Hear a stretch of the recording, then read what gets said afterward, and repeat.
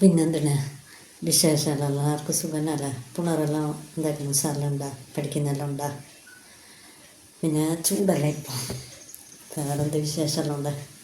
കുറേ ആയിട്ടാണ് നിന്നെ കാണാത്തല്ലോ. അൽഹംദുലില്ലാ ഇങ്ങനെ പോകുന്നു, റായത്തായിട്ട് പോകുന്നുണ്ട്. പിന്നെന്ത് വിശേഷമല്ല. ഇതിൻ്റെ ഇടയിൽ പെണ്ണിന് ഒരാലോചന കൊണ്ടുവന്നിട്ടുണ്ടായിരുന്നു. പെണ്ണിൻ്റെ ഉപ്പാൻ്റെ ബന്ധത്തിൽ പെട്ടാൾ തന്നെ, അറിയുന്ന ആൾക്കാർ തന്നെ.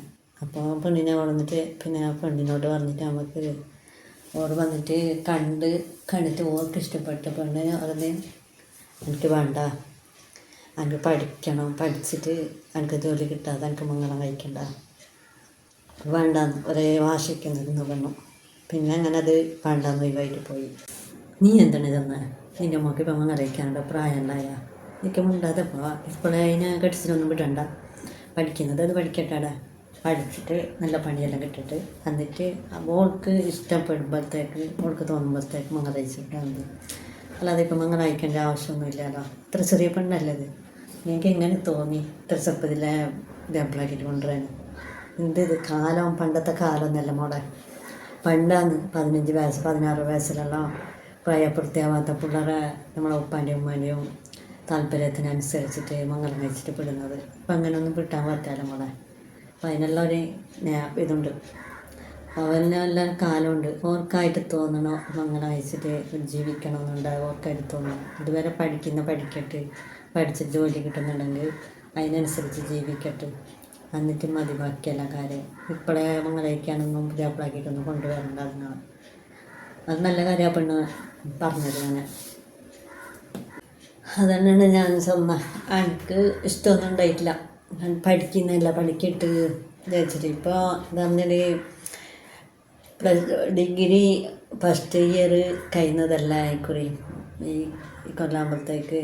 പിന്നെ ഇത്ര പെട്ടെന്നല്ല ഇങ്ങനെ മംഗലം കഴിച്ചേക്കുന്നതിന് ഞാനും അങ്ങനെ പറഞ്ഞ്.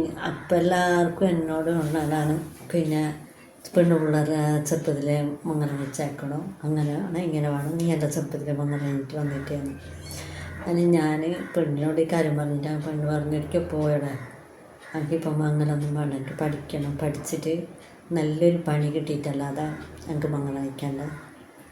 നിങ്ങൾ പഠിക്കാൻ ഇഷ്ടപ്പെടുന്നില്ല എന്നുണ്ടെങ്കിൽ എന്തിന് പഠിപ്പിന് കൂട്ടീനെ എന്ന് ചോദിക്കാൻ. പിന്നെ ഞാൻ ഓളെ ഇതിനതിന് എന്നായിട്ട് തന്നെ ഞാൻ നിന്നിട്ടുണ്ട്. ഞാനെന്തിനീ ഇതാ നമ്മളെല്ലാം ജീവിതം ഇങ്ങനെയുള്ള നമ്മുടെ മക്കളും കൂടി ജീവിതം എങ്ങനെയാണ് നശിപ്പിക്കുന്നത്? പഠിക്കട്ടെന്ന് ഞാനും വെച്ച് അങ്ങനെ എനിക്കിഷ്ടമായി ഓളങ്ങനെ പറഞ്ഞതല്ല. അതന്നെ നല്ല കാര്യം. ഇപ്പം ഞാൻ അമ്മ വിചാരിക്കുന്നതന്നെ, നമ്മളെ അപ്പുറത്തെ വരലത്തെ പാത്തുവിൻ്റെ മോളില്ലേ, അങ്ങനെ ഓർ പഠിക്കുന്ന പെണ്ണിനെ പൊടിച്ചിട്ട് മംഗലം കഴിച്ചു കൊടുത്തത്. അപ്പം എന്ത് പറഞ്ഞത്, പിന്നെ ഓർ പഠിപ്പിക്കും, നല്ല ജോലിയെല്ലാം കിട്ടും, പിന്നെ ഓർ പഠിപ്പിക്കാൻ താല്പര്യമുണ്ട്, ഒരു നല്ല ഗൾഫിൽ നല്ല ബിസിനസ് അതെല്ലാം പറഞ്ഞ് മംഗലം കഴിച്ച്. ഈ പെണ്ണ് ഫസ്റ്റ് ഒത്തിട്ടാണ് എനിക്കിപ്പം മംഗലം വേണ്ടെന്ന് പറഞ്ഞിട്ട് അങ്ങനെ പഠിപ്പിക്കാമെന്ന് പറഞ്ഞ ഒറ്റകൊണ്ടാണ് ഈ പെണ്ണ് മംഗലത്തിന് എത്തത്. മംഗലം കഴിഞ്ഞിട്ട് പോയിട്ട് അവിടെ എത്തുമ്പോഴത്തേക്ക് ആര് പഠിപ്പിക്കാൻ, ആര് കണ്ട്? ഈ പെണ്ണാകെ ഡിഗ്രി ഫൈനൽ വരെ പഠിച്ചിട്ടുണ്ടായിരുന്നു. അതിനനുസരിച്ചുണ്ട് ഒരു ജോലി എടുക്കാനോ പെണ്ണിന് സമ്മതിക്കുന്നുണ്ടായില്ല. പുരയിലത്തെ പണിയെടുക്കണം, അവരെന്തെങ്കിലും കൊണ്ടു കൊടുത്താൽ തിന്നാൽ മതി, അവരിഷ്ടത്തിന് ജീവിച്ചാൽ മതി. ആ പണി വല്ലാത്ത ബേജാറില്ല. ഇപ്പോൾ സ്വന്തമായിട്ടൊരു തീരുമാനം എടുക്കാനുള്ള അവകാശമില്ല, സ്വന്തമായിട്ട് പുറത്തിറങ്ങാൻ പറ്റില്ല, ഇങ്ങനത്തെ എല്ലാ അവസ്ഥയില്ല. എന്തിനീ നമ്മളെ മക്കളെ സ്വാതന്ത്ര്യം ഇല്ലാതാക്കുന്ന എന്തിനേന്?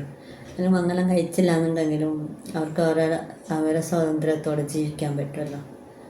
അവർക്ക് മംഗലം കഴിക്കണം, പിന്നെ ഒരു കൂട്ട് വേണം തീരുമാനിക്കുമ്പോൾ അപ്പം മംഗലം അയച്ചു കൊടുത്താൽ മതി. എന്തിന് ആരെ പുരയിൽ പോയിട്ട് പിന്നെ ആരെ കണ്ടടിയിൽ ജീവിക്കാനാക്കുന്നത്? സ്വന്തമായിട്ടൊരു വരുമാനം ഉണ്ടെങ്കിൽ ഇന്നത്തെ കാലത്ത് എന്തും നടക്കാൻ പറ്റും. അല്ലാത്ത ഇല്ലെങ്കിൽ എന്തിന് വേണമെങ്കിലും മറ്റുള്ളവരെ കാലിൻ്റെ ഇടയിൽ കൈയും കാത്ത് നിൽക്കണ്ടേ? എന്തിന് 10 റുപ്യ വേണമെന്നുണ്ടെങ്കിൽ അവരോട് ചോദിച്ചിട്ട് ഇതാക്കാൻ നിൽക്കണ്ടേ? ഇവിടുന്ന് പറഞ്ഞ വാക്കൊന്നുമില്ല അവിടെ എത്തിയിട്ടാകുമ്പോൾ ആ പെണ്ണിന് കിട്ടിയത്.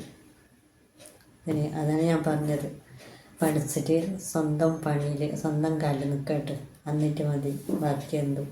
കല്യാണം കഴിക്കാനൊന്നും അമ്പലപ്പാക്ക